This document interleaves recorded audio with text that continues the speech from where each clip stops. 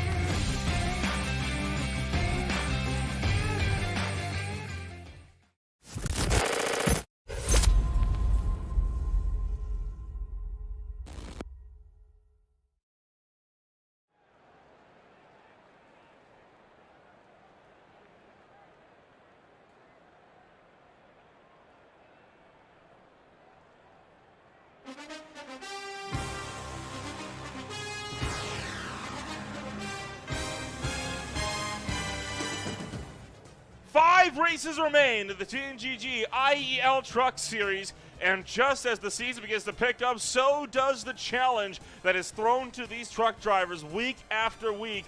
We come out from what was an absolute caution fest at the Martinsville Speedway down to the Monster Mile, where we get set to duke it out for 150 laps for the tire heaters 150. Good afternoon, one and all, and welcome to Green Flag TV. My name is Nola Rample alongside Austin Edstrom. We are bringing you all of racing action from start to finish on this Saturday afternoon. Austin, last season's race here went caution-free and with only one driver extra, but an extra 50 laps on the boards tonight. There's a big question right now, especially coming after what was a messy race last week. Can it be a repeat at the home of Miles the Monster this afternoon? Yeah, if it stays green, it'll be a nice and quick one. But if we do start getting the caution fest going at some point, it'll feel like it'll start dragging in the middle portion of this race. But these guys, they prove time and time again, except for Martinsville last week, but who really proves that they're any decent at Martinsville on iRacing. They've proven time and time again, though, that they can get it done out on the racetrack and not have any incident. And like you said, last season at Dover, caution-free all the way through with 27 trucks on the racetrack. I'm looking forward to this one. It's going to be fun. Dover's a tight racetrack. Really tough to get off of the corners here, so I think it's going to be fun to watch, see who can get it done best.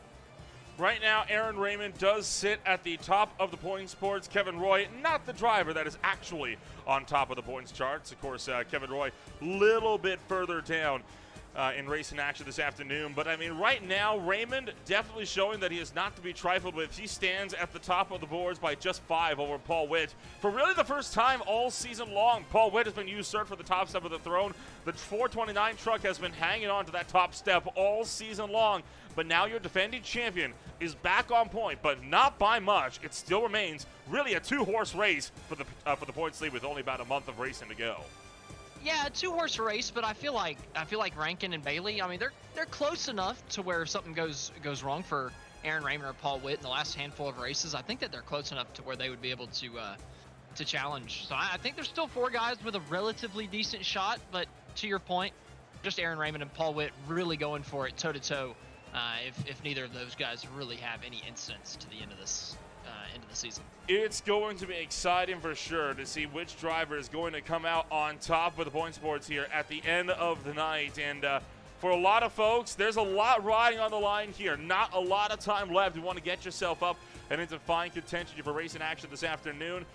And, of course, a lot of hurt feelings coming down to Martinsville Speedway just 1 week ago with a whopping 27 yellows. A lot of drivers hoping to put that race behind them and hoping that all of the dust has settled so we can have that clean race this afternoon. Man, I got to get a look at like one of those graphs, those dot charts or whatever, the line charts where they have the little pinpoints of cautions per race, right? The season average is probably somewhere around 2.5 or 3.5, and then there's going to be one data point with 27 on it.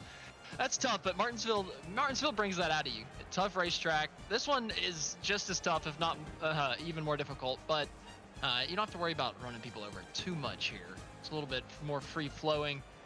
I think it'll put on a good show here tonight for these truckers. You mentioned last time that it was green all the time, or all the way around. I think we're going to get a similar story here tonight. Well, with about 20 seconds left in qualifying, let's take a quick chance to thank, of course, one of the main sponsors for racing action this afternoon, Network Alliance for Veterans. NAV is a program that informs veterans of programming available and services throughout the northeast area of Indiana. Network Alliance also looks outside of Indiana for extra benefits along with programs for veterans and their families, all while promoting programs such as the NAV site, like the Veterans of Foreign Wars, the American Legion, and the Fraternal Order of Eagles. Cecil Ross networks with other organizations such as the Women Veterans Alliance out of California. And last but certainly not least, the Network Alliance of Veterans YouTube channel contains live stories and podcasts along with advertising various events and benefits.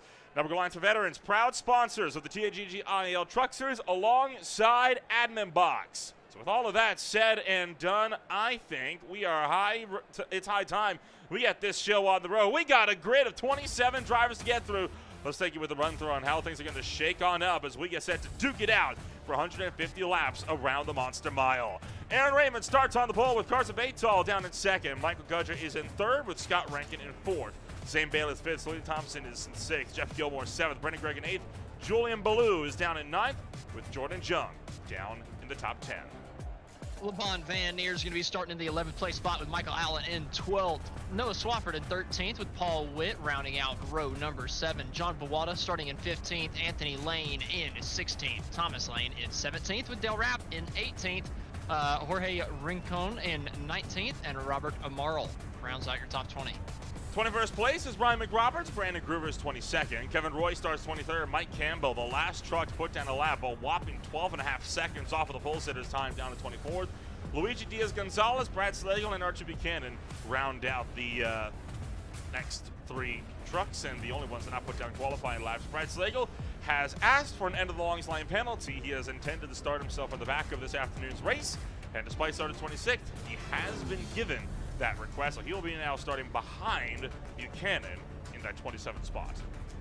Is Jorge Rincon, is that actually his name, or is that George Rincon? It is George Rincon, as I have found out. Okay, well, okay, I maybe pushed that a little bit too far then.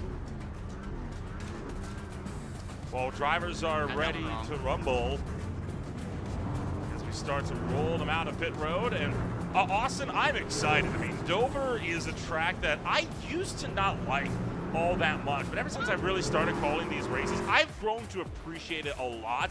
And the amount of thrilling moments this track has thrown up for us over the last year or so has put it up there well into the top 10 for me.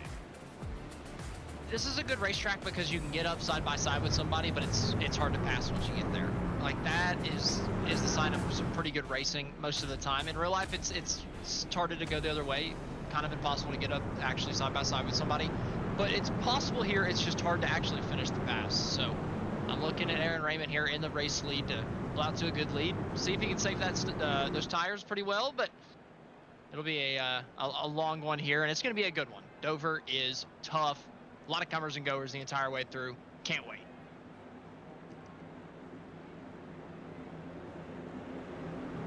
Well, we're ready to get this show on the road. We're happy that you're joining us here on this Saturday night as we say, go, go, go for the Monster Mile.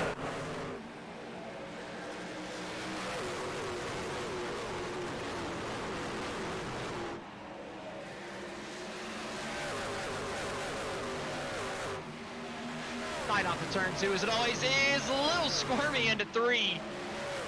Couldn't quite tell who that was. It might have been Julian Bellew.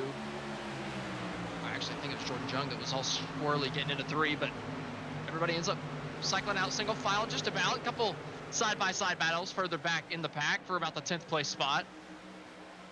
Raymond not pulling away from Gudger just yet at the front of the field. Julian Bellew trying to fire around the outside of Jeff Gilmore as he worked down to turn numbers 3 and 4. Raymond leads the first couple laps to green. Gilmore slow off of 4 down on the bottom. LeBon Van Leer driving around the top, trying to take Selena Thompson with him. Thompson is a truck that found herself with a lot of damage on that truck after last week. Hoping for some redemption here tonight. She battles into the top 10. Yeah, I feel like there was probably a lot more trucks than just her that had a lot of damage after last week. 27 cautions. I bet all of them weren't Selena Thompson. Quite a few of them having problems. Thompson, of course, having a truck put up on top of her hood during last week's race. It's like I said, you missed a wild one. But we looked up front. Michael Gudger trying to make a run for the race lead as they work their way out of turn numbers 3 and 4 and down the front stretch. Ooh, this is early to be fighting. I'm telling you, this is one of those racetracks where you have got to save. This thing destroys your tires more than just about anywhere else on the circuit. Gudger not really carrying though, pushing Raymond up on exit, trying to take the spot, still side by side down to the turn 3. Nobody with a real advantage through the center of the corner. Gudger looks a little faster, but Raymond on the outside coming out of 4 has the better run. A little bit better positioning down to the 1. The 64 truck still working from the bottom, bobbles up a little bit from the apron that time, almost put Raymond into the outside wall off of 2, but that Pepsi Silverado still holding firm while Gudger takes someone down low, and this time by clears off of turn number 4. Raymond undercuts him back to the inside, not willing to give up just yet. Oh, almost contact coming down to turn 1. Aaron Raymond back to the inside. It took Gudger a couple laps, but Aaron Raymond, as soon as he got back to the bottom side of Gudger, he took it right back. Raymond just biding his time up here, but keep an eye on one truck in particular here, Skav Rankin, that Wanted Goons Clutch 1 Ford F-150. Rankin is a driver that has been brilliant with the tire saving strategy all season long. He is very frequently one of those drivers that backs off in the early run and gets an ungodly amount of speed in the later portions of these stints. I expect tonight to be no different. Gudger just got the fence out of turn 2. Wasn't too heavy. You can't be doing that too often. You can't be risking it, especially this early in the race. Not even 10 laps in, pancaking the fence, maybe doing a little bit of damage to that suspension that you can't really tell. You can't feel it, but it just means that if you hit it the next time, it's more likely to break. The durability goes down a little bit every time that you knock it against the fence. So Gudger's got to be a little careful. Just don't want to be doing that so early in the race. Not even really pushing for anything. And I mentioned the tire saving. It's a racetrack where you've got to save. It will tear your stuff up, especially on the longer runs. I feel like the top 2 have ran out to maybe a little bit too big of a lead. They are pushing hard at this point, hanging on to the race lead. Third is a whole second back. Fourth is a whole 2 seconds back. I'm a little worried for Raymond and Gudger. Some drivers that are battling in the mid-pack right now. You've got Van Leer, Thompson, and Ballou all under a blanket. And Thompson just tried to have a look to the inside of Van Leer, coming through 3 and 4. Couldn't make the lunge. One driver that does make a lunge, though, will be that of Luigi Diaz-Gonzalez. And Gonzalez puts himself up ahead of Brandon Gruber. He is now up to 18, plus 7 so far on the day for Gonzalez. But behind him, Archie Buchanan, plus 8. They both started down outside the top 20. So a lot of hard chargers, right? But again, I just feel like it's a little early. But they're not too bad. From 25th to 18th, it's not anything crazy from Luigi Gonzalez. But some of the guys further up. Well, I don't know. Nobody's made huge moves, I guess, towards the front, except for the front 2 just completely pulling away. They're really the only ones I kind of have a weird feeling about. Everybody else is kind of stayed close to where they started. I think everybody's playing this safe so far. Nobody's really pushing the issue. Just a couple of big movers. Luigi Gonzalez, like you mentioned, RJ Buchanan. But again, they're in the back 2/3 of the or back third of the field. They're playing by a little bit of different rules. You can push it a little bit different right back there. Further up the road, this is within the cusp of the top 5. Zane Bailey, Carson Bates, all Brennan Gregg, and Jordan Jung, all also in a big train. Right now, there's about a half a second separates Bailey on back to that 33 machine. And so far, they've been doing a lot of single file running. Nobody's been too eager to make moves in this portion of the racetrack, but that's not to say that they're never that far away. I mean, they're right there ready to pounce, just like Jung as he side slaps the wall. Now here comes LeBon Van Leer. He's going to hunt down the inside of 3 and 4. Yeah, LeBon Van Leer with a bit of a gift coming down to the 3, not able to get the move completed though. Jordan Jung slapping the fence, coming off the wall, able to get his momentum back up, stacks up LeBon and Julian behind him, but it looks like they're just going to cycle back through 7th, 8th, 9th. Oh man, just tied off a 2 once again. I mean, just smacking the fence. You can't be doing it that early, Jordan Jung. It looked like, who was it a little bit further up? Was it Zane Bailey that got it too? And in fact, I believe, one of the other trucks at the top 2, I think Gudger may have caught it as well. There was a good 4 or 5 trucks that all went on the outside wall of turn number 2 that last time by. Lear goes at the top shelf. Ballou gonna scream to the inside, so tight, and that's gonna force Van Leer up and into the wall. I mean, these guys gotta stop pushing so hard out of turn 2. They need to run a little bit different line. Late apex that thing. We're done wrapping the bottom. We don't have enough grip in the tires anymore, obviously, to wrap the entire bottom side of the racetrack at the speed they're wanting to go. So let's move up half a lane and let's cut it off on exit, because it's getting ridiculous seeing 4 of them slap the wall all in unison coming out of the last 2 laps. Scott Rankin with some pretty big technical problems. He drops from 3rd all the way back to 6th. Now what that is what happens when your screen locks up, Austin. You tend to blink out. When you blink back in, you're right back where you started. So that's been a problem that Rankin has been battling throughout the last month or so in this series. And it seems like every time he's in a good position for that saving strategy to work out, something like that happens. And now he's got a big uphill battle to get back up to Zane Bailey. He has lost himself, I would say, easily a good 2 seconds off that. They're wrecking further back off of turn number 4. Oh, I think they might have saved it. Levon Van Neer, heavy left front damage. But we're still green. That should have been huge coming off of turn number 4. Van Neer was sideways. Quite a lot of damage on Van Leer's truck, as he rightly pointed out. Let's take a look back, and this is, well, already in progress. And you saw Julian Ballou caught a piece down on the other side of the racetrack. We'll back this up a little bit further and take a look. I think Ballou just drifted into him. Yeah, I'd have to agree with you. Good save, though, coming down. I mean, it's not very often that you go 60 degrees sideways at Dover and don't hit anything. So big credit to Van Leer. That could have been way worse. No kidding. A good recovery there from that from that 60 truck. Julian Ballou, the culprit of that, just overtook Jordan Jung. That was the move for 7th. And Jung, for about the 5th time, hard into the outside wall. And that damage is starting to rack up. And that right side, it's looking a little worse for wear now. How long is it going to be before he slaps it so hard that that right front gives way? Well, that's what I was talking about, right? Like, later on, if he keeps this up, on your 10th, 11th, 12th hit, it could be a pretty light hit that eventually takes you out of the race, and you're going to be thinking, how the heck did that knock me out? I hit it harder earlier. It progressively damages it. Even if it doesn't hurt your performance, it ruins the durability, and he's hit it, like you said, we've seen 5 times. It's probably been more than that. It's been a lot, so he needs to start watching himself at some point. I've done it before. At some point, he will just touch the wall and the toe length break. So far, we are still under green flag conditions. Dale Rapp making the pass on Anthony Lane. Lane thinking about an over-under attempt down to the turn number 3. Can't get there, and that might set up Rincon for an attack, but the 28 also decides not to commit for it. Pit stop strategy is going to be key this afternoon. There are only 2 sets of tires available in the pits for this 150-lap race. So you take one about every 50 laps, but you're going to be pitting more than that.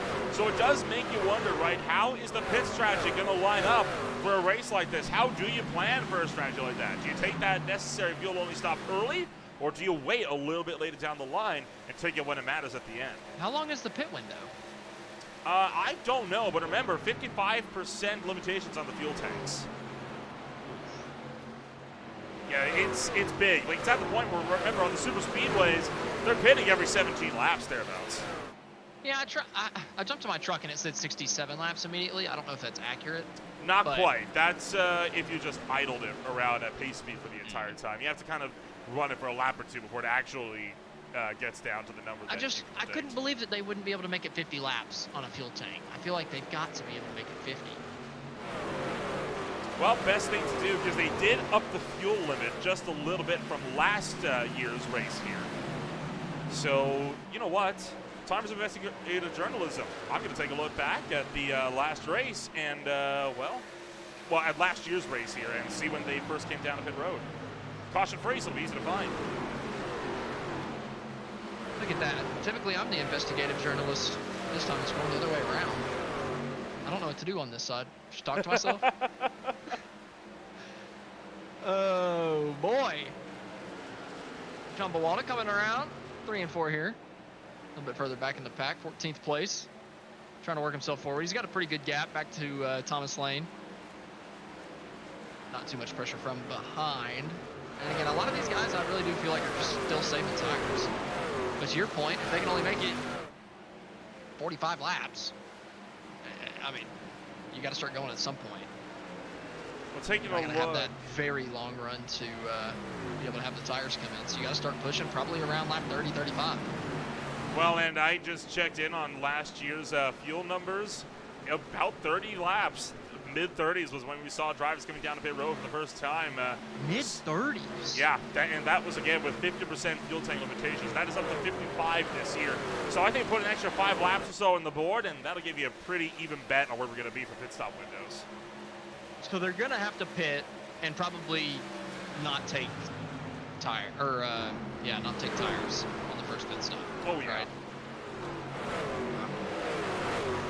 Oh, Lane pinching in Gonzalez and nearly spins himself around. Gonzalez getting pinched in. He's going to find himself tumbling back right into the clutches of the Pittsburgh Flyers, number 41, as they travel off of turn number 4. And right now, that 54 machine thundering down low, he'll just hang on to 20th. Oh, boy. I love this racetrack, though, man. It can get spread out, but it's always going to have a couple battles throughout. Like you said, back for the 20th place spot, Anthony Lane. In that Budweiser King of Beers, Chevrolet, trying to hang on, but he finally gets overtaken. The 54, Luigi Gonzalez has gotten away from him. RJ Buchanan going to be the next one on deck after Gruber got by as well. In that Philadelphia Flyers paint scheme, ugly orange. Is it Philadelphia or is it Pittsburgh? I keep forgetting. That is I'm not a hockey guy. Philadelphia. It is. Okay, I thought I said Philadelphia last time. Somebody correct me. It may have been the other way around, though. There is a Pittsburgh team, Is but they got a penguin. Oh, right. Okay. Can you tell I'm not much of an NHL person? Which is weird because you're from Canada. The one team that I'm fully aware of is the Vancouver Canucks. What the? Well, Montreal Canadiens, Edmonton Oilers. I know a few of the Canadian teams, but Boston I'm from Bruins. Alabama, Boston and I Bruins can name every single team. Well, I know you. And you're from I Canada. I don't watch stick and ball sports. I don't. I watch motorsports. I just saying, buddy. If they were playing hockey with cars, I'd be interested. It's called Rocket League. I thought that was soccer. That's, well, I mean, I think it's more hockey than soccer. Really? Well, they don't have icing do. balls, do they? No, they do have a hockey mode. Oh, well, there you go. Gudger, Witt, Bawalda, all in the pit road. So pit stop's underway, just shy of 40 laps.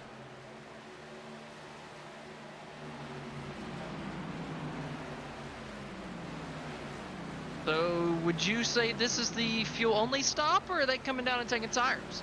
I would say this is the fuel-only stop. I see no benefits to taking tires when I was just going to make sure that you're short a set when you critically need it later in the race. Oh boy! Jung with a tight entry on the pit road, and oh no! One truck does nail the pit wall. That was Gonzalez. Yeah, we probably should have talked about it. One of the hardest pit road entrances in the entire sport. Ooh, Raymond And, just well, missed it. It caught Gonzalez out, and we still have at least 2 more pit stops. So we might be in for a world of hurt on the green flag pit stops. I think somebody just spun in pit road up the rear from Van Leer. There's a lot of smoke, and that would be Selena Thompson that just came down. So we'll rack them up. There's quite a few drivers now that are struggling, trying to get down and into pit road, but none of them forcing that yellow flag just yet. But you do have to wonder how long that'll take before it does. Yeah, we got lucky that the guy that hit the pit wall went to the left after he hit it, not to the right. Prevented the caution flag from flying. Could have hurt during the green flag cycle, especially at this racetrack. Morrow missed it. Oh no! Oh no! Yeah, Oh no! Oh, that's it. out. That's it. There it is. Caution is out. First time tonight. Oh no! Tried to gas it up and unfortunately turned it onto the apron. I believe that one was admin throw. It was not. Was it not? Okay, well, there you go. So Gilmore, Campbell, and Amar have really got to hope that they've got enough fuel to make it around here under caution because they are right on the cusp. And Campbell can't do it. He has to pit under yellow or he's going to be out of fuel. I think same for Amaro. Gilmore, I think, is going to try to stay out. So this is weird because they get an EOL for this, I believe, right? That's all it is. I don't know for pit road penalties. It's so inconsistent. In the SRL race that happened in Richmond, something like this happened, but it waived the entire field around the pace cars wanted to go, including the leaders. So iRacing does what iRacing will, and these situations always make me nervous. Oh no! Yeah, This is not going to be good. that's kind of my thought, but we have a few exciting entrances into pit road that we get the chance to talk about at least, courtesy of a lot of aggressive entries. Let's take a look first on board with Luigi Diaz-Gonzalez on his attempt to get down and into pit road. Just in too hot, and you know what? He came really close to cleaning up Michael Allen, so Allen can thank his lucky stars that he didn't get caught. Aaron Raymond had a very near miss trying to get down into pit lane himself. And this is what he saw. Well, has been given the at-fault with first self-spin, but no penalty. And okay, he did make it, and he had a little bit of an angle, but that may have just been him on the brakes. Thompson, though, is where it gets interesting. How close are we talking? She spun it, didn't she? Close. Oh, man! Holy cow. Almost a repeat of Darlington for Selena Thompson. Well, I think it was Jung that ended up upside down for the Darlington race, but no kidding. I mean, it came Thompson close. hit it too, though. Was Selena in that one too? No, she hit the wall. The pit barrel. Right. Jung was the one that ended up upside down to hit the wall, and then other drivers. But this is a Marlin. This is what brought out the yellow. You can already tell, way too hot. He was never going to make pit road there. I have to be honest, he should have gone around. I don't think he should have tried to slow it down to make it work. Because, I mean, you take a look back, I mean, you really got to enter in turn 3 low. When you're trying to enter this late, even here, you can already tell you're not making it. The second he clicked that orange box at that speed, he should have just gassed it up and gone around. He was never going to make that. Yeah, just get off the brakes. Don't hit the gas too hard. Getting back on it, and you're fine coming around. But he made the mistake of getting on the gas a little bit too hard, too, and turning that thing to the right after he stopped it just about. I mean, I don't know. I feel like he should have gotten off the brake at some point. Even after he passed the pit road wall, he was riding the brake pedal. So I don't know. It was a little questionable there, and it's definitely going to throw the running order for a loop. So right now, Raymond is being scored as the leader. We have 16 trucks scored on the lead lap. Swafford is the first one that is a lap down.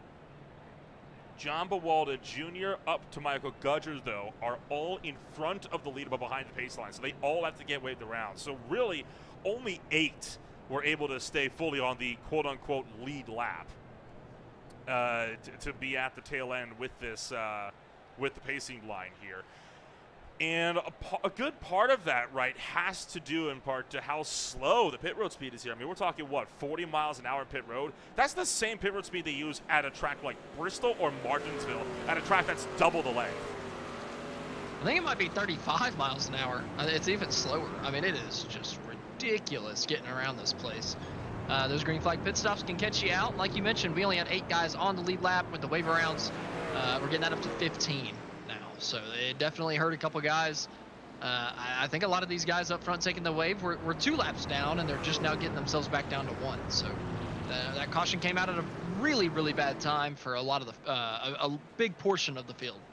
Only 8 trucks will line up double file. We did have some tire takers under that one. Thomas Lane Jr. took 4 tires. LeBon Van Leer took 2. Dale Rapp took 4. And then quite a few others had to take damage repairs. Showing that Gudger, though, also took 2 tires, was in the pits for 11 seconds. So a very split call of the tires. We'll restart with just over 100 to go. Kind of surprised to see people put on tires under that caution flag. A little early, but green flag's back out, so we're going to see who benefits. Clean restart, one of the toughest restart zones, too, on the circuit here on iRacing. Everybody clean and green so far.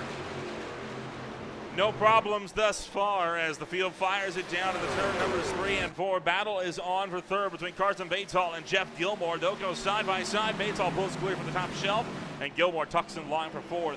Right now, drivers like Mike Campbell and Brandon Gregg still side by side. This is for 6th and 7th. Still on the lead lap all the way back. We end up having 14 on the lead lap. After all of that, with a few drivers having to come down to pit road a second time, they were unable to get the wave around the pace car. Tough break for a few people. That might have been, could that have been penalties? The come down pit road because they came down pit road early. I mean, under caution. I don't believe so, because when that caution came out, Amara was one of the last 4 drivers that had to pit. So that's half the field then that was already in pit road taking service. I don't believe that they are at any fault for any of what happened there. Okay. Well, I was just a little worried they got a penalty. You know, for once the caution flag came out, they came down pit road. I was worried about what that black flag was going to be, but it looks like only 1 person came down, and I think 4 people came a little early under the caution period. So I think that they ended up being okay. think I might have been a little confused on something else. But Jordan Ballou in second, starting to fall off. The back bumper of Aaron Raymond. Raymond pushing pretty hard here at the beginning. And Michael Gudger, who was formerly among the leaders, is into pit road. What has happened to Gudger? As all of a sudden, he is finding himself very much down to that. He is going down another lap. He is now down 6. What happened to him? He was up there with the leaders. I'm about to go look. I have no idea. It shows he jumped to the pits. It was only in there for a second, so no damage repairs. Didn't stop on the racetrack, didn't spin. I wonder if he had an internet failure and had to reset his system. Carson Batesville gets into the outside wall. Van Leer just behind in the big battle with Dale Rapp, trying to battle their way through. Carson Batesville, of course, on the lead lap. Van Leer was up here with these drivers and now trying to unlap himself from the 59 Wanted Goons machine. He's trying to pull Dale Rapp with him as he thunders down to turn 1. This is that risky thing, right? A lot of these drivers now, they're going to be pushing hard to unlap themselves from the field. Yeah, they absolutely are, and, well, someone that's doing that right now, Michael Gudger, getting one of his laps back to 5 laps down, and you were right. He lagged out of the session, just pacing under caution. Lost 5 laps trying to get back in the session. Actually 6, and he's just unlapping himself back to 5. So tough break for Gudger. Running up in the top 2 the entire time, getting completely screwed just by a little internet issue. Tough pill to swallow. Well, I mean, we've talked about it before, right? That is very much the equivalent of what happens when your window neck can't get fastened, right? It's we don't have a lot of mechanical failures in iRacing yet. They have been experimenting with that, especially with clutches, perhaps, has been rumored over the last build updates and everything like that. But you can still have hardware failures that put you out of the race on the mechanical side online too, to the point where you can have full-on wheel failures. It can happen still, and there is always still that bit of randomness that gets thrown into the world of motorsports, even if it be virtual. Yeah, the biggest one that we all know and love, netcode. Oh yes. Can hurt. And this track can be notorious for it. I've had plenty of netcode issues at Dover. There are certain tracks that I feel like they happen more often. Darlington, Daytona, and Dover. They all kind of make me feel some type of way whenever it comes to the netcode. I think that the close quarters, just how tight it is off the walls, and just a lot of cars backed up near each other in a lot of different scenarios. I feel like causes the issues. Talladega's not as bad because they got so much room on the racetrack. I feel like it's easier for the internet system to predict where somebody's going. But the places with the tighter lanes, like I said, Daytona, Darlington, Dover, I feel like you just see a lot of netcode issues. So far, so good tonight, though. Haven't seen anything too egregious yet. Bristol Martinsville, you can often see a good bit of it as well. So even at a lot of the smaller tracks, it's the same story. Brendan Gregg continuing his charge of the field. He just got by Zane Bailey, and now he'll shoot one to the inside of the Irwin Tools Chevy Silverado of Jeff Gilmore, and that puts Brendan Gregg to a solid 4th place. Brendan Gregg doing a good job, fighting himself into the top 5, racing himself a good race. A couple guys unlapping themselves as well right now. Dale Rapp, Levon Van Leer, they put on tires during their pit stop, and now they're coming through and unlapping themselves. Interesting strategy. I think they've got to have cautions fly at the right point for this to truly work out for them, but they are going to be so much faster than the leaders over the course of this run.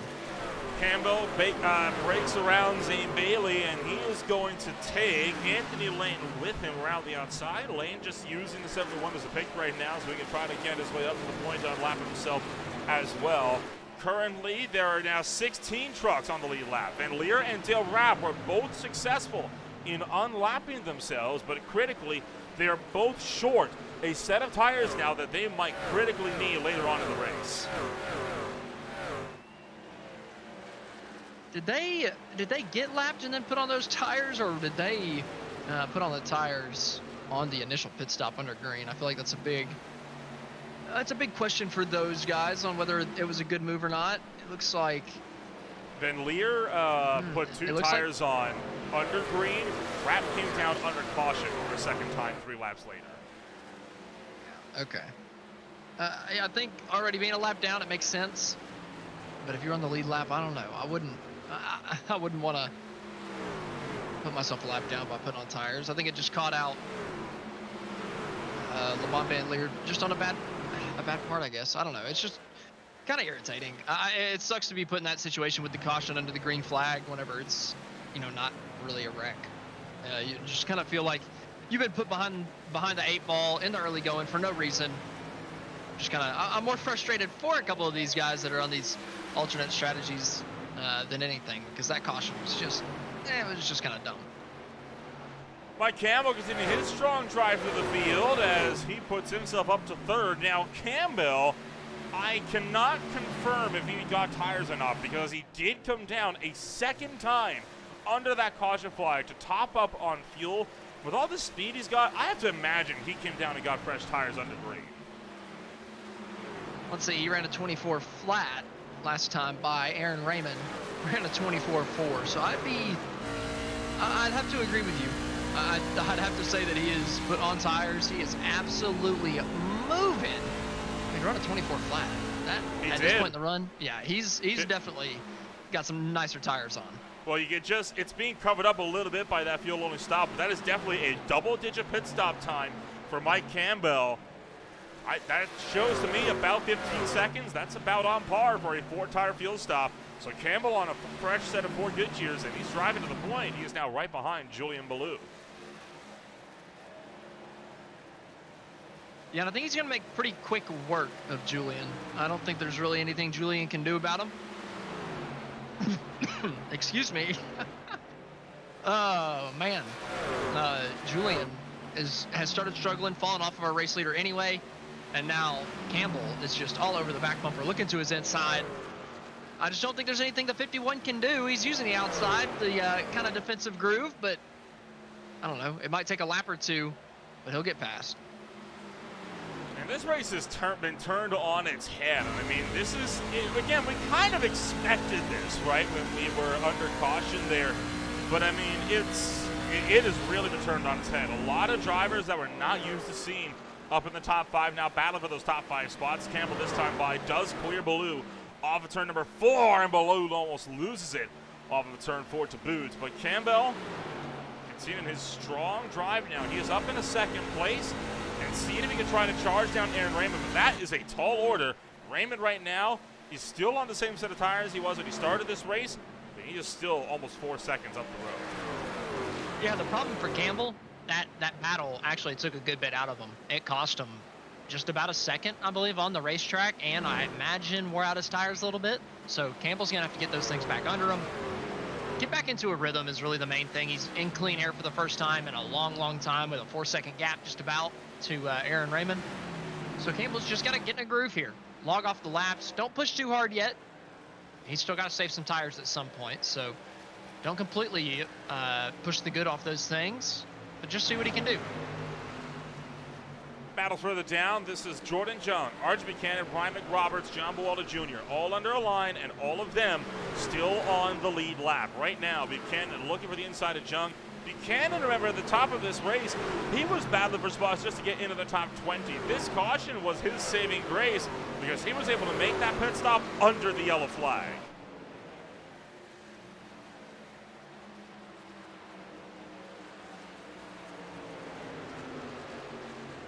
Now Jordan, hard 3 and 4, man. I mean, we're just not willing to give anything, even back here for the 13th place spot. 70 laps into this thing. I mean, we're fighting hard. Buwalda Jr. trying to get to the inside. Jung has just been struggling.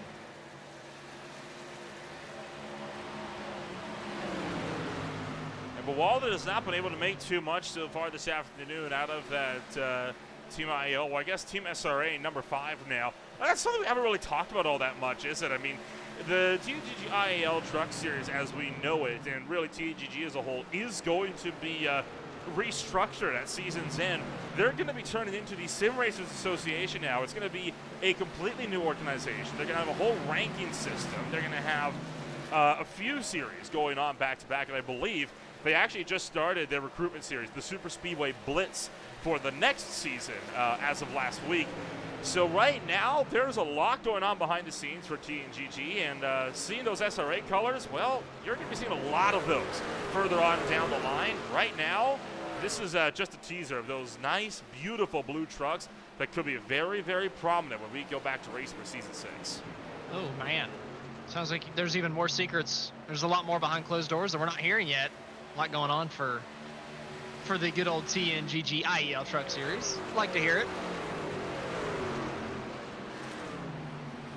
It's been good for them so far. This has been by far one of their most successful seasons that they've had to boot. RG Buchanan coming down to pit road. This is for his second round of pit stops, and this is again right on the money. Jordan Jung is going to be into pit road as well. But so far, the worst race in terms of driver attendance they have had all season was actually Martinsville 1 week ago. But even then, still they had 22 drivers.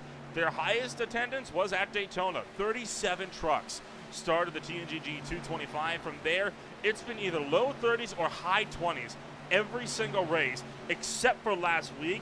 I think most leagues would kill for those types of numbers reliably week in, week out. I'd have to agree. I'm wondering why the hell 22 people came out of here for Martinsville. There's no way in hell, man. 22 complete crazy people in this field tonight. Oh, they sure did.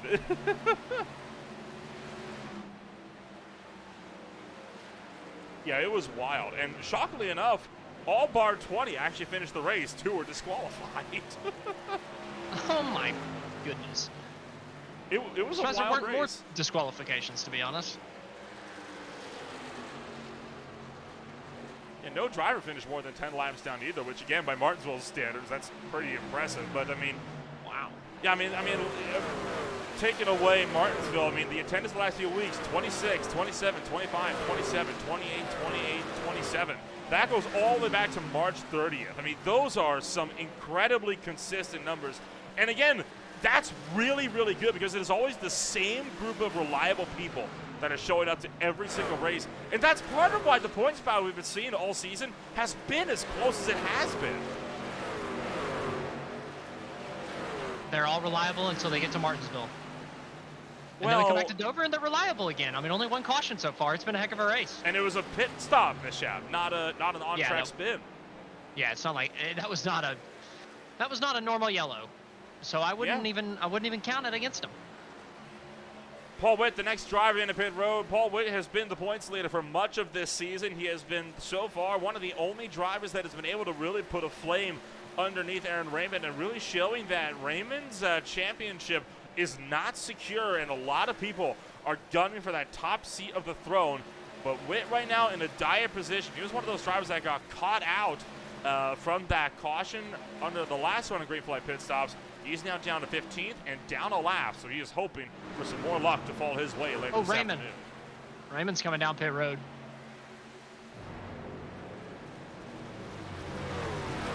Raymond comes in. Brennan Gregg gonna miss it altogether. He tried to come to pit road and almost pulled into Morrow. See, that's what Robert Morrow, I think, should have done, right?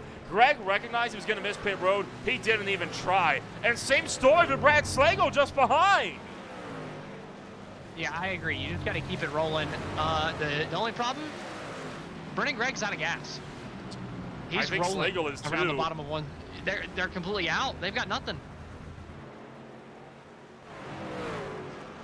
You see Brennan Gregg slowly drifting around turns 3 and 4. Now, this is incredibly hazardous to people that are still trying to come down the pit road. We are in the middle of a pit stop window right now, remember. So a lot of these folks have got to keep a good heads up with the 27, but it looks like he will make it around and into the pits. But now he's got to hit the brakes to make pit road speed. Can he make it to his pit box? He's going to make it to his box?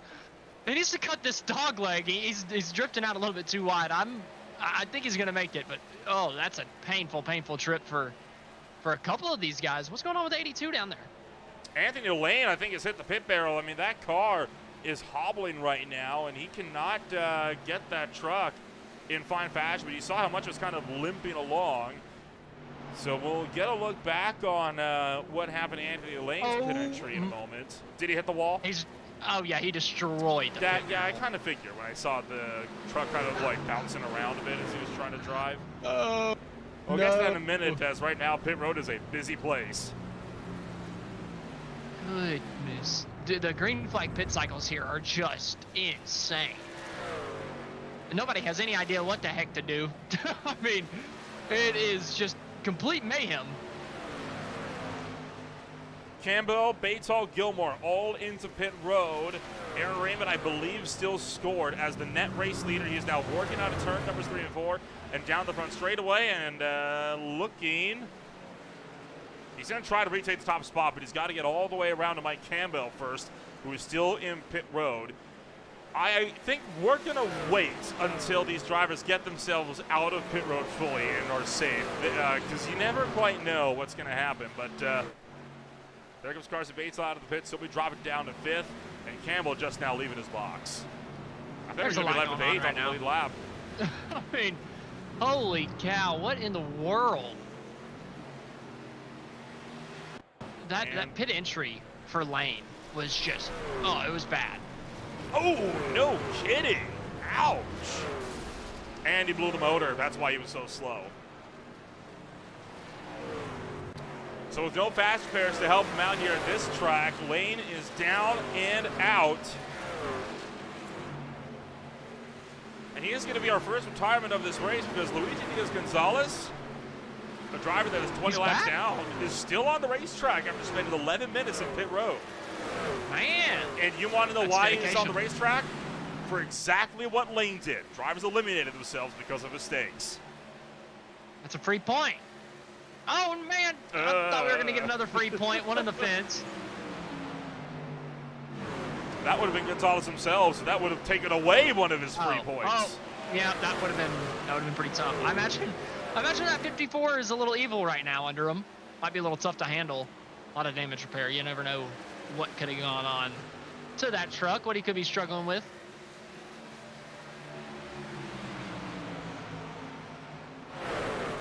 One notable face missing from this week's race is John Holliday. He is currently watching this race over on vacation from Arizona. He intends to be back next week when we go racing at the Rockingham Speedway. That is going to be a fun one.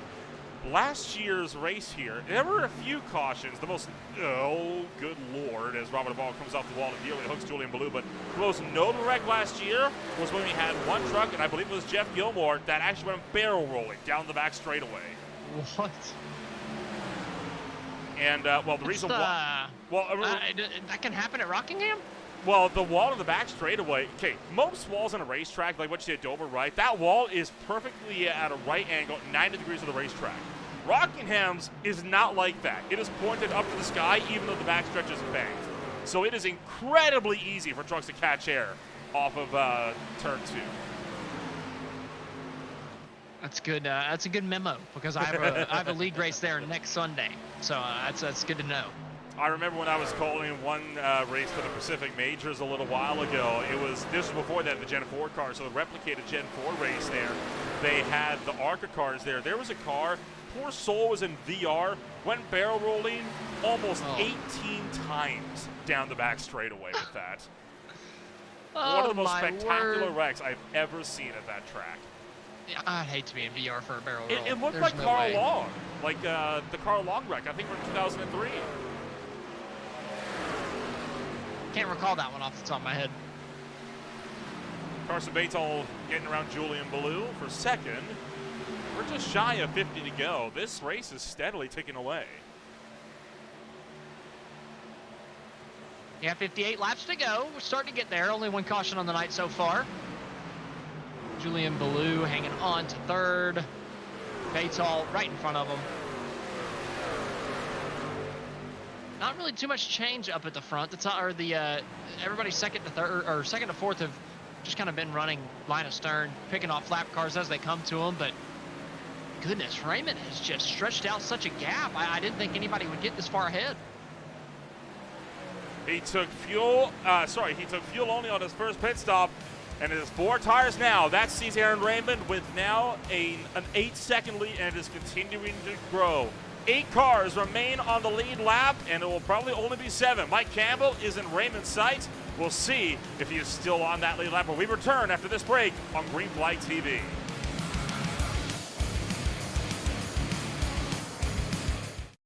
Racing isn't easy, but experiencing it is. iRacing puts you in the driver's seat with the industry's leading sim racing game. Drive on laser scan replicas of the greatest racing circuits from around the world. Go head-to-head against other drivers chosen by skill-based matchmaking to ensure competitive racing at every level. Compete across all your favorite series. In officially licensed cars, engineered to deliver the most accurate driving experience possible.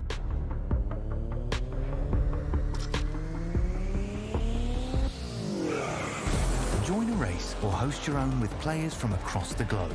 Race against the computer or in a league with friends. Feel the thrill behind the wheel. Visit iRacing.com.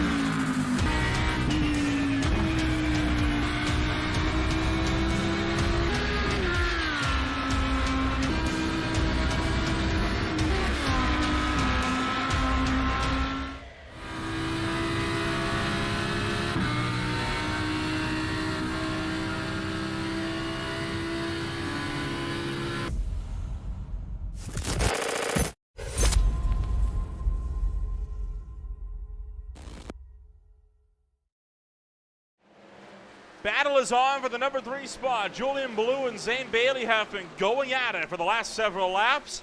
We are now under 50 laps to go, but still with one pit window left in store.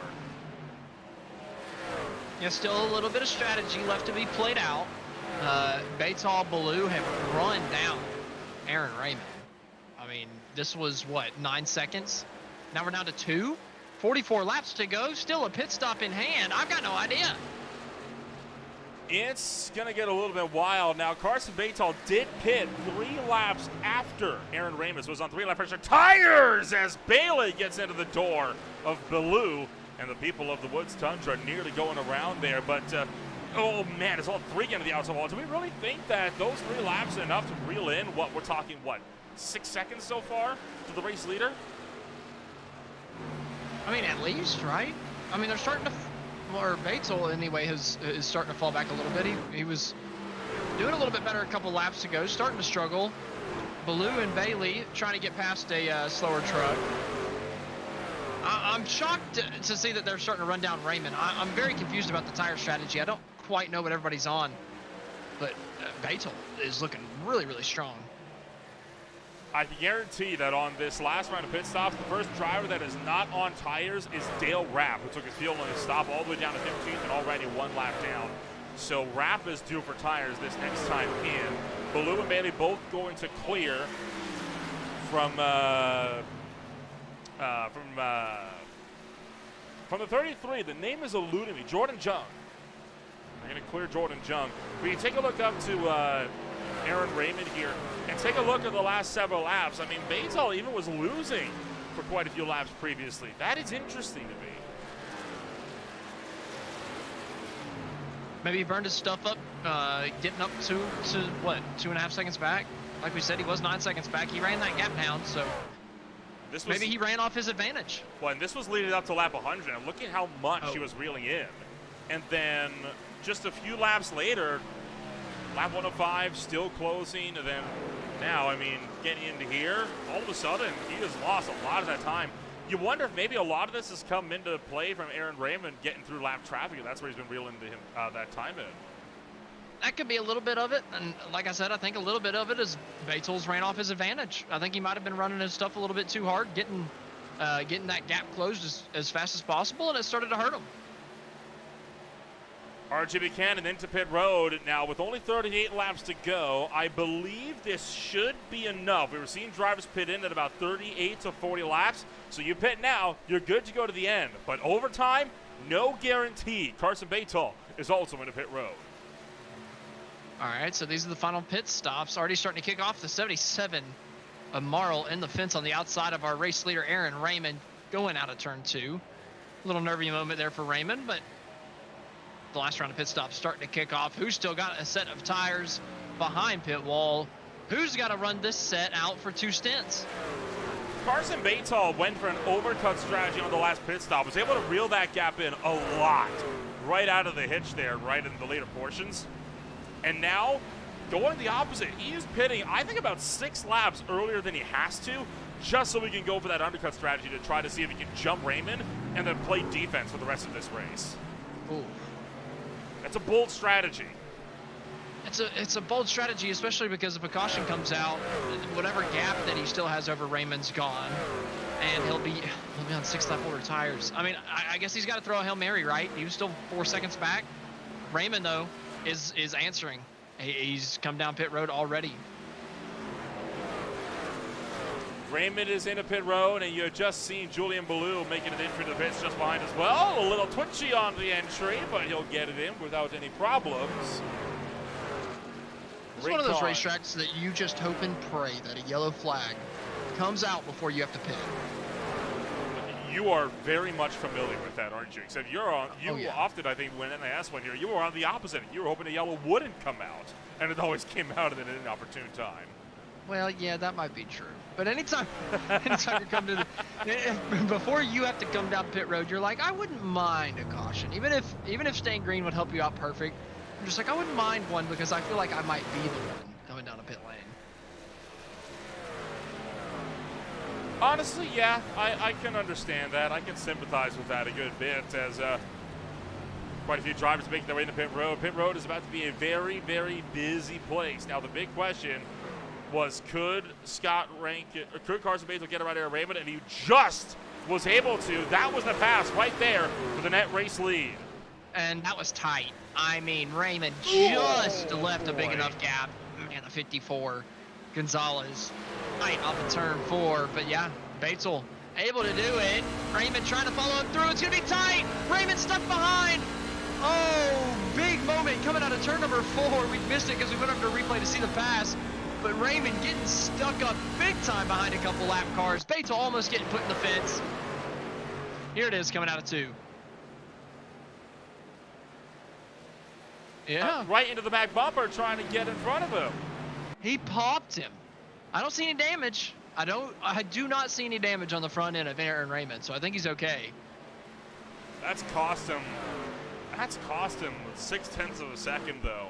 That's a lot. And a hit like that can take you out of your rhythm too.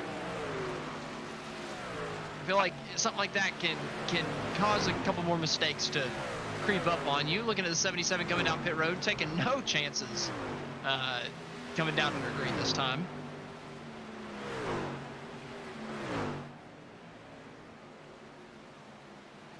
And Aaron Raymond on this last lap just put down, well, 2 laps ago now, put down the fastest lap of the race, 22.61. So Raymond is charging, trying to make up that lost time and get to Carson Batesall. Batesall right now trying to rely that he can put some lap traffic between himself and Raymond.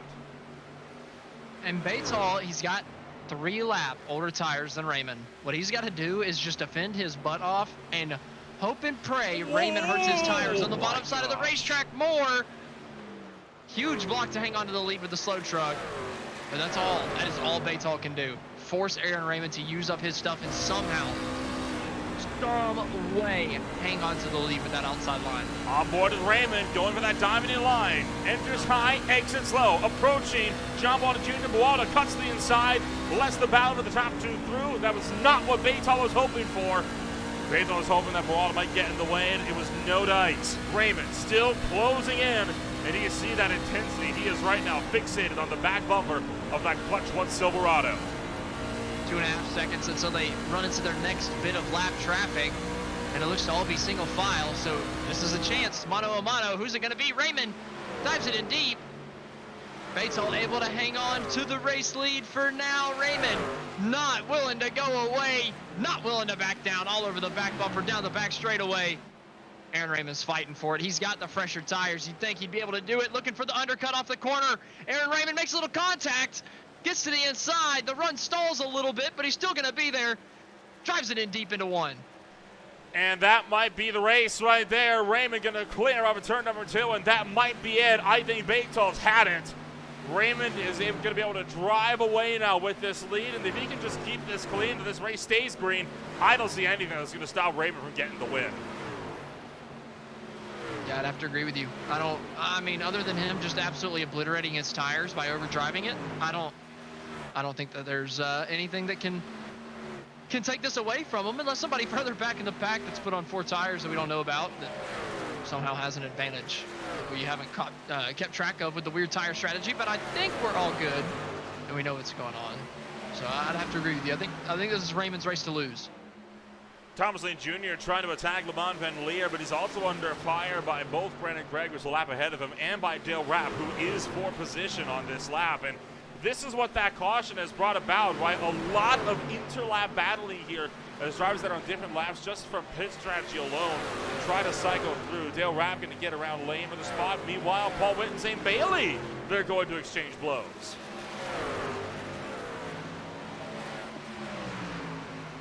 Paul Witt trying to hang on for 4th. Still 23 laps to go. These two fighting it out for a top 5 position. Bailey, again, just another consistent race this season. I feel like he's kind of Mr. Consistency. That's why he's found himself in the top 4 of the standings. Unfortunately for him tonight, one of his championship contenders, Aaron Raymond, looks to be locked up on the top step of the podium, putting himself in firm control of that championship lead. Aaron Raymond looking really good for the battle for the championship. And again, this is a very critical juncture right now for Raymond. There will only be 4 races left, 4 all throughout the month of June, throughout this season. Raymond has got to have some good runs. Right now, he is looking for his 4th win of the season. He is also looking for his 3rd in a row. Raymond did not have an ideal start to his season in 2024. It has been a rough start for him so far. He has just been trying and trying and trying to see if he could come on in and get himself with the solid run. And right now, he is begging that this goes his way. He's had a lot of good finishes, though. He has, the only 2 times he has finished outside of the top 10 have been his 23rd place finish at DNF at Watkins Glen and an 11th place finish after starting 30th at Daytona. Since then, he's only finished outside of the top 5 once, and that was at Atlanta. Otherwise, it has been either podiums or wins for the rest of the season. Ooh. Oh, It's sorry, been no. a season to remember. He has a 4th place finish as well at Iowa, but apart from that. Oh, no. How dare he have a 4th place? But No, yeah, well, I mean, Chase, what a season to remember. I mean, holy cow. 4 wins so far, 6 podiums. It reads a lot like Christopher Howell's season when he was trying to put the offensive on Aaron Raymond, and that was one of the big things in 2023 was the fact that Raymond was either winning the races, and he was winning a lot of races, or he was crashing out of them. It was no in-between. Right now, he's been able to keep that winning streak alive while simultaneously taking a lot of that consistency that Christopher Howell showed last season. So he's worked out the consistency bugs, is what you're saying. He's figured out how to keep the truck clean for an entire race. Whoa! The back chance. That might be a wreck down the back straightaway. Did he hang on to that? He did. The 54 Gonzalez is somehow still straight. He is going to be into pit road, and that, I think, is about the biggest hard stopper you're going to see all race long. That got wild coming off of turn number 4. How? How is he not done? This was, that was on the front straight with him. He was already sideways. You could already tell. And then coming around in towards turn numbers 1 and 2, put that wall and almost loops it. He did nick the inside wall, though. What a save, man. Gonzalez. I mean, he's hurting. He's lapsed now. that was incredible. Conveniently enough, Gonzalez just came down and got 4 tires. Smart move. Smart move. I don't blame him at all. That was definitely needed on the 54 after that skirt. And Jung just went into the outside wall as well, coming off of turn 2, battling out with Jeff Gilmore. And they're on different laps. That's always frustrating. Anytime you're the car that's on the better lap and you start really having to race a lap car, oh boy, that just grinds your gears. Especially with 13 laps to go. It's like, come on, man, you're not racing anybody. One driver that's in the battle for position is Brad Slagle. He is duking it out with Kevin Roy for the KNC Sim Motorsports, number 31. Just a little ways down, and the caution is out! Oh, no! And it's Gonzalez again! Back straightaway. No. And that is the last thing that Raymond wanted. He doesn't have tires anymore. Does anybody? I don't think so. I'm going to tell you right now, if they do and they're on the lead lap, they're winning the race. But I don't think so. Not SpongeBob, no. Still stranded down to the inside and trying to get himself rolling again. Jeff Gordon, SpongeBob, no. He's gone down the lap for sure. Now he's trying to do a 15-point turn because he doesn't want to flick spin it right back up into traffic. No one's really giving him an opportunity to get rolling here. There's Scott Rankin in the leaders. Hit the gas. He's fine. You know, I'll give him credit, though. He's being extremely cautious with this here. There was plenty of room, though. I feel like he could have gotten the job done. So coming off of turn 2, that apron, we haven't seen a lot of that, but just clipped that apron and back end immediately came around on him. He had just had such a good save, and that one looks like it could have been a little bit easier to maintain, but it didn't happen. Came around, heavy contact with the right front, then the right rear. And all of that was partially as well caused by cold tires. Yeah, you could definitely say that. Could have been a little bit easier to save if he had those tires up to temperature. I'd have to agree with you on that one. It's just pushing too hard, I think, trying to regain that lost time. Because remember, he was trying to make up spots on RJ Buchanan, who is now down and out of this race. That's what he was trying to do, and unfortunately, it's just not the way to do it.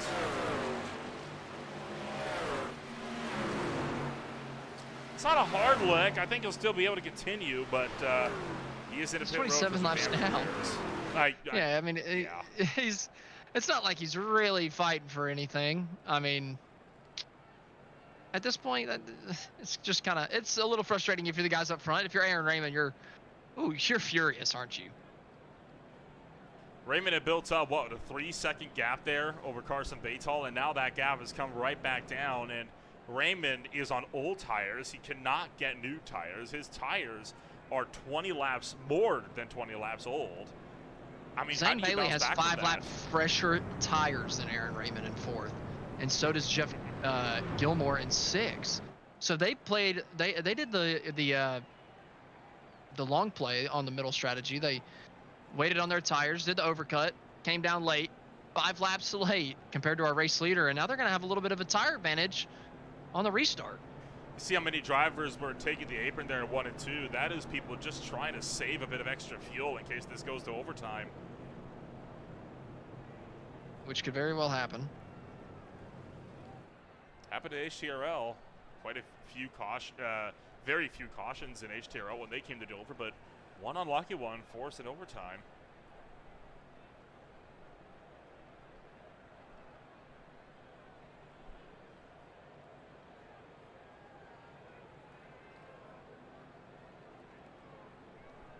I would be surprised if we didn't hit 1 to go here, considering how everybody's already doubled up. Everybody is ready to go. Sure enough, there it is. 8 laps will be the distance. I don't blame him. It's been a good race so far. It has.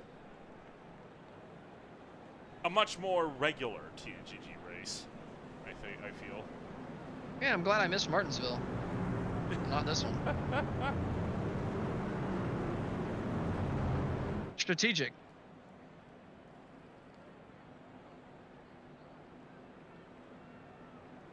No kidding. I mean, again, what do you do now in this situation? Like, this is going to be wild.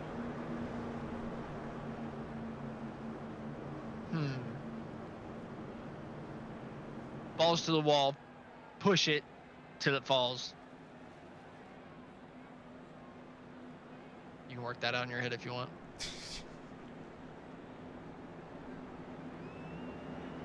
Pace truck is down and into pit road. Time to see who will take victory at the Monster Mile. Aaron Raymond to the restart zone. Green flag is out. Raymond with a good jump on the inside. Julian Bellew. Pretty good jump from 3rd. Looked to make it maybe 3 wide coming down to the corner. Doesn't do it. He's on even tires as the race leader. Looking at Zane Bailey back and forth. Can he get a good run out of 2 and pressure these front 3? He's on the newest tires out of everybody. Raymond clears for the lead. Batall cleared for 2nd. Bellew 3rd. Bailey 4th. Paul Witz back in 5th. Bailey looking to the inside. He's going to charge for a podium. Oh, Bellew drives it in deep, chops off the nose of Zane Bailey, keeps a hold of that 3rd place spot. Running hard a little bit further back. Bailey looking to the inside once again, deep into 3. Not much room between the 2. Bellew a little bit higher on the racetrack. Zane Bailey trying to take the position. He's got it at the line, but still side by side down to the 1. I don't think Bailey's going to be able to go for a race win unless Carson Batall lets him go. There's just too much ground in it to make up a too little time to do it unless Bellew crashes them all. Beitzel's struggling. Bellew has fixed himself. He's out of the running, and Zane Bailey's flying. He's through to 2nd. 0.8 of a second. Gap is closing. I might be eating my words here in a minute. The gap's already down by 1/10 and 1 and 2. Raymond's in trouble. Holy cow, Zane Bailey, what a restart. He just needs these guys to let it run green. Give him the 4 laps. Let him see if he can do it. See if he can run that gap down. Zane Bailey, what can he do? Less than 0.6 of a second, down to half a second. Last lap by, gained by almost 1/4 of a second. It's under half a second now. 4/10 with 4 laps to go. Battle for the lead is on. Raymond checking his mirrors constantly right now like a paranoid driver on the interstate. Oh, but can Zane Bailey get there? If the caution flag comes out, I think he's completely screwed and won't have a chance on the restart. They're running so hard a little bit further back that I'm worried. Still 3 laps to go, but he's cut the lead down to just about nothing, just a quarter of a second, down to 2/10. Gained over a quarter of a second on the last lap by. 2 laps to go. Bailey can get this done. He's just got to really hope that Raymond messes up here. Raymond meanwhile trying to go for the hat trick and the first 3 in a row of 2024, while Bailey hunting big time for his first win of the season. Bailey peeked the nose down to the inside going into 1. Raymond covered it off, didn't take the feint. Bailey's just having to regroup, trying to get it done on the last lap. Can he get a good run out of 4? Trying to undercut him, coming off of the corner. Oh boy, Raymond blocking Zane Bailey down to the pit wall. Zane Bailey trying to attack, back into 1 and 2, can't get the lunge. Diamond's off, enters high, exits slow. Here's the drive down the back straightaway. Raymond blocking down low. Bailey's not having it, trying to stuff it into 3 and 4. I don't think he's gonna get there. And Aaron Raymond could go 3 for 3. He's gonna fend off Bailey to win it at Dover. What a fight on the last lap between the two. Heavy block from Aaron Raymond, just about wrecking out of 4 behind also. What a race for the lead at the end. Zane Bailey just got there, but it wasn't enough.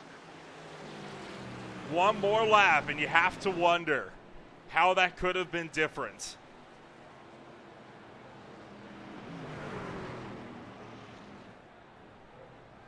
Aaron Raymond will come down to the front straightaway, and he is going to burn it down in front of Delaware. I don't know if there's anything Zane Bailey could have done different. I feel like Raymond just blocked him off really well down into 1, killed his momentum, and Bailey didn't have enough time to get it back.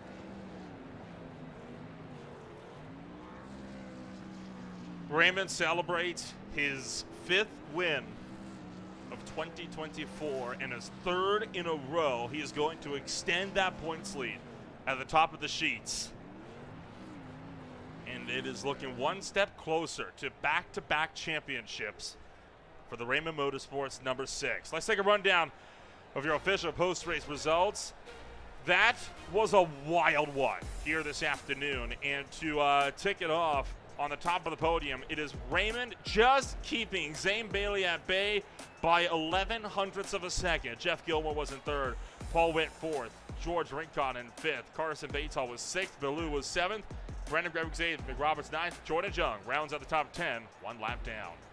Scott Rankin finishes 11th, Levon Van Leer 12th, Noah Swafford 13th, Dale Rapp 14th, Thomas Lane Jr. rounds out the top 15, Selena Thompson in 16th, Mike Campbell in 17th, Brad Slagle 18th, Brandon Groover 19th place, with Kevin Rory rounding out the top 20. 21st place, there'll be Mike Allen alongside John Buwalda Jr., Robin Marlin, and RJ Buchanan ring it up for 24th. Buchanan was the first driver not to finish this race. He will be joined to the likes of Michael Gudge, Luigi Diaz-Gonzalez, and Anthony Lane. So that is it. Look top to bottom of your racers here this afternoon, and what a wild race that was right at the buzzer. Let's take a rundown if we can and give a chit chat here to Aaron Raymond and more after a wild battle for the win in the closing stages. Raymond is able to come home, and he is going to take his 3rd back-to-back-to-back win at Dover Motor Speedway this afternoon. But Raymond Bailey was all over you, and it was an aggressive dogfight on that final lap. Walk us through it. Yeah, we got that restart, and I thought I was just going to walk away with it, but Jeff Zane did a good job saving his stuff because he drove right up to me, and yeah, it was a lot of fun there at the end. This race, I think, has got to be something absolutely spectacular for you. It was not looking like the season was going to go your way when we came out of Daytona. You've been struggling to take that points lead all season long, but now you're going to extend that points lead with only 4 races left to go. How confident are you that you're going to be going for that back-to-back championship in a month? I've found my rhythm, and if I can just keep up these consistent finishes, it's going to be dangerous. Next week, it is Rockingham Speedway. Last year, there were a few cautions, including a barrel roll, if people could believe it or not. But it's going to be a little bit more wild. There's more cars in the championship this year than there was last year when we were racing there. But what can we expect to see when we swing on down to North Carolina?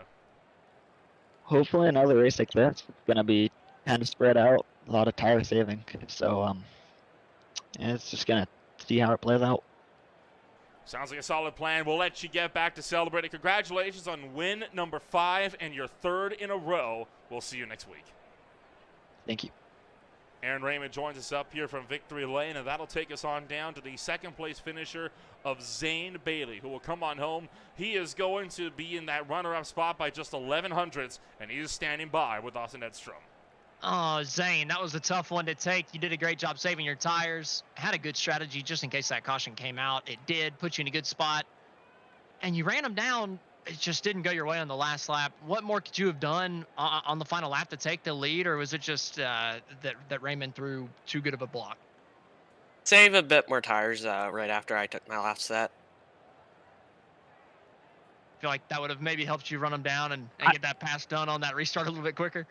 I think, yeah, and that might have helped me a little bit, but I don't know. I could have put a bumper to him, but I like racing clean. Were you okay with the blocks then? Did you think they were maybe a little bit too much, or are you all good with the throwing a I'm pretty good heavy with block it. down to I the mean, one? it is on the aggressive side, but it's fine. Well, Zane, congrats on the P2 finish. It does help you in the points a little bit, but also hurts you with Raymond finishing in first. But you did pick up points on 2 other guys in the top 3. How's it feel being up there challenging for the points lead, being up in the top 5 all season long, kind of putting yourself up here, just consistent finishes all year and, capping it off here again with a 2nd place finish? Yeah, feels good, but I think Aaron's going to win it again. Well, we still got a handful of races to hopefully prove that wrong. So good luck, Zane. Yeah. Hopefully you can put yourself up there. Who do you have to thank at the end of this one? Thomas, all the admins, the league sponsors, Network Alliance for Veterans, and Admin Box. All right, that's Zane Bailey, our 2nd place finisher. Congrats, Zane, on coming in second place tonight. Looking forward to seeing what you can do next week. Yep, thanks. All right, that was Zane Bailey. Next up, Nolan. Did you find our 3rd place finisher? Attempting for it. I believe we have managed to track down Mr. Jeff Gilmore. We'll bring that 57 truck into the broadcast booth this time by. And Jeff, while the top 2 were duking it out, you were busy picking up a solid 3rd place finish this afternoon. Finally, some much needed points on the board for that Irwin Tools Silverado. Kind of walk us through the afternoon because it was a bit of a wild one. Hey guys, thanks for pulling me out. I wasn't sure there what to do, but appreciate it. Yeah, finally got one together. Was able to finish in there and get it on the podium, which is nice. Not to get caught up in something or whatever. Had a good run last week too, and then that all went for naught there at the end. But yeah, good to get one together and get some points, like you said. Appreciate it.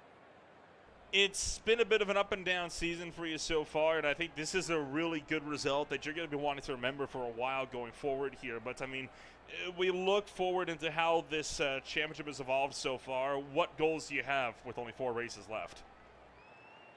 Yeah, not to get wrecked, really, or get caught up in something or whatever. And I feel like I can finish, top 5 sometimes, and if I can finish top 5, top 10 every week, I'm happy with that. But sometimes it's a little hard there, different tracks and stuff. But we're all getting to know each other. It's a fairly new league here, so you know what I mean. That's the way it goes. Of course, the next race up, it'll be the Rockingham Speedway, and if there's one thing that TNGG likes, it is throwing some difficult tracks on the calendar. What's going to be your game plan to surviving the Rock? Yeah, exactly. Hopefully they give us some more tires. We'll see how that goes. But I like how they do the low tires because I think it really forces you to race smarter. So that's cleaned up a lot of the racing. But Rockingham, yeah, don't have a lot of laps there. Don't really like it, but we'll see. We'll see what we can do. Should be able to get a top 10 there. I would hope. All right, well, we'll get set to see when we go racing 1 week from now. Congratulations on taking your first podium of 2024, and we'll see you once again next week. Thanks, guys. Appreciate the broadcast you do. Thank you. Jeff Gilmore takes home a solid 3rd place finish this afternoon, and, well, Austin, that is going to be that from this afternoon.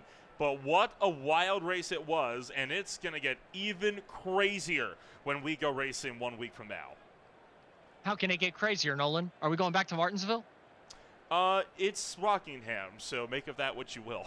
I think it could get crazier. It could get crazier, or that could be a green flag kind of race the entire thing. Yeah, I mean, you got to save tires there big time. And, well, we saved tires here a lot, and we had a pretty green race. I could see something pretty similar next week.